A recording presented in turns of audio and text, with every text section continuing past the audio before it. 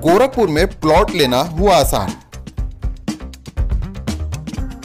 बंधन पैराडाइज, आपके सपनों का टाउनशिप, जहां आपको एक ही कैंपस में मिलेगी अस्पताल, स्कूल, पार्क, शॉपिंग एरिया जैसी सभी जरूरी सुविधाएं।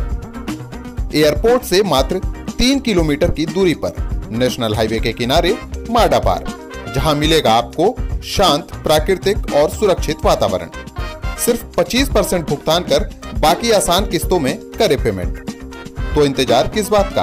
आज ही दिए गए नंबरों पर कॉल करिए, हमारा साइट विजिट करिए।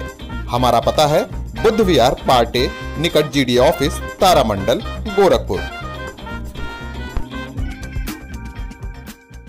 नवजीवन इमरजेंसी हॉस्पिटल, हमारे यहाँ आईसीयू, वेंटिलेटर, हॉट संबंधित, बंद स्पेशलिस्ट, एक्सीडेंटल ऑपरेशन, एक नॉर्मल डिलीवरी हेतु अवश्य पधारे। मिलने का पता डॉक्टर कॉलोनी, बिंदुसार बुजुर्ग, शिव मंदिर।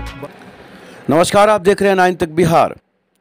आपको बता दें कि सिवान लोकसभा चुनाव को लेकर प्रत्याशियों का दौरा तेज हो चुका है।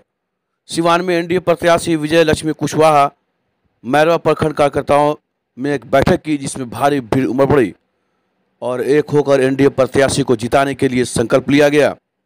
वहीं इस कार्यक्रम में पहुंचे बिहार के स्वास्थ्य मंत्री मंगल पांडे ने विपक्ष पर जमकर निशाना साधा। उन्होंने कहा कि जो पार्टियां बीजेपी पर निशाना साध रही हैं, उन्हें बताना चाहिए कि उनके पास कितने केसेज हैं, उन पर कितनी बार ईडी की रेड पड़ चुकी है, भ्रष्टाचार समेत कितने मामले उन पर दर्ज हैं। ये सब तमाम जो चीज़ें हैं वो बताना चाहिए। आपको बता दें कि यही नहीं रुके, मंगल पांडे ने कहा कि हम लोग संकल्पित हैं और माननीय नरेंद्र मोदी के हाथों को मजबूत करने के लिए यहाँ का सीट और तमाम जो सीट है वो बिहार का जिताना है। इसलिए तमाम जो लोग हैं पार्टी के, एनडीए के जो भी घटक दल हैं, वो सब लोग एक साथ एक मंच पर हैं और विजय लक्ष्मी कुशवाहा भारी मतों से सिवान से विजयी होंगी। तो आइए बात कर लेते हैं कि स्वास्थ्य मंत्री मंगल पांडे ने क्या कुछ कहा है। बताया जाए चुनाव की घोषणा के पश्चात एनडीए के कार्यकर्ता चुनाव की तैयारी में लग गए हैं और पूरे राज्य में एनडीए के कार्यकर्ताओं का बैठक चल रहा है।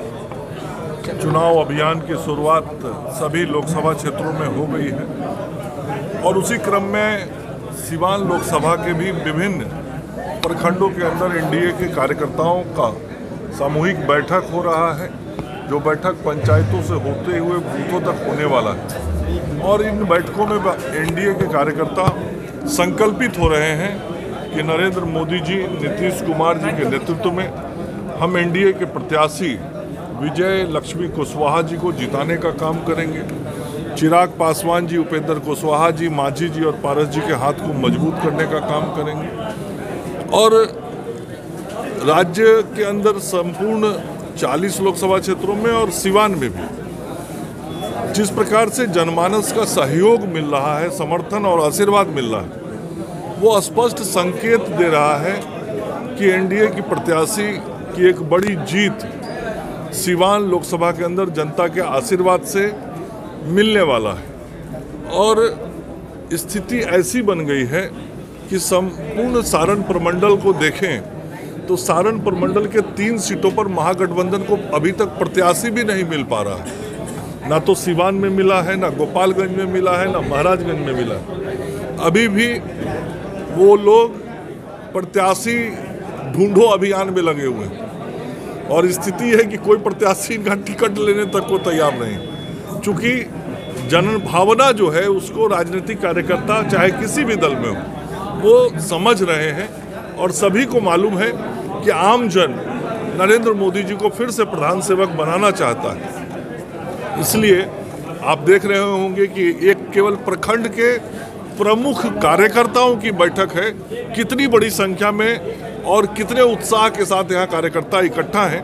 यही संकेत देता है कि लोगों का आशीर्वाद कैसे मिल रहा है और 4 जून को सिवान का परिणाम एनडीए के पक्ष में कितना मजबूती से आने वाला है। सर, आज एक बड़ी बात है कि आरजेडी के बड़े नेता विशिम पटेल जी आज आरजेडी से त्याग पत्र दे दिए, इस्तीफा दे दिए। देखिए, आरजेडी की ही बात केवल नहीं है, महागठबंधन के अंदर बैठे हुए विभिन्न दलों के नेता आज उस गठबंधन को छोड़ के बाहर जा रहे हैं। कल ही कटिहार से राज्यसभा के सांसद जो राजद से थे उन्होंने भी पार्टी से इस्तीफा दिया है।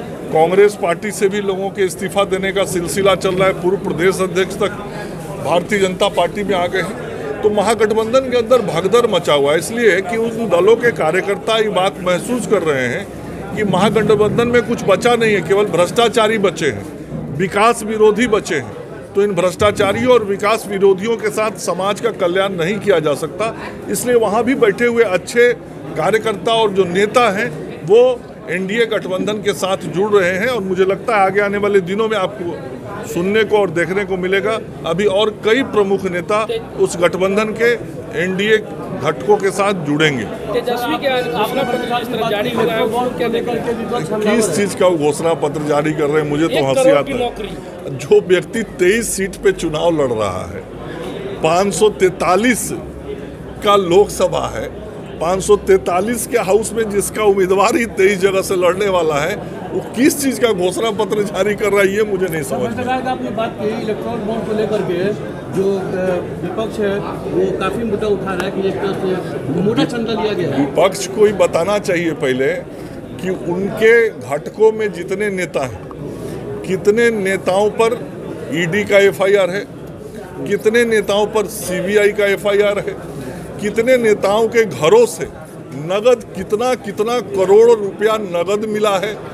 उन घटक दलों के मंत्रियों के घरों से 50-50, 100-100 करोड़ रुपया कैसे नगद मिला, कहां से वो नगद आया? कांग्रेस के लोगों को बताना चाहिए। 350-300 करोड़ रुपया नगद किसी के घर से पकड़ा जा रहा है तो कैसे पकड़ा जा रहा है? उस महागठबंधन के लोगों को बताना चाहिए कि चाहे वो कांग्रेस पार्टी हो, चाहे वह राजद हो, चाहे वह स्टालिन की पार्टी हो, चाहे ममता बनर्जी की पार्टी हो, चाहे वह केजरीवाल की पार्टी हो, उन सभी पार्टियों के कितने नेता अभी भी जेल में हैं, कितने नेता अभी भी बेल पर हैं और कितने मामलों में वो बेल पे हैं, कितने लोगों के पासपोर्ट जब्त हैं, कितनी की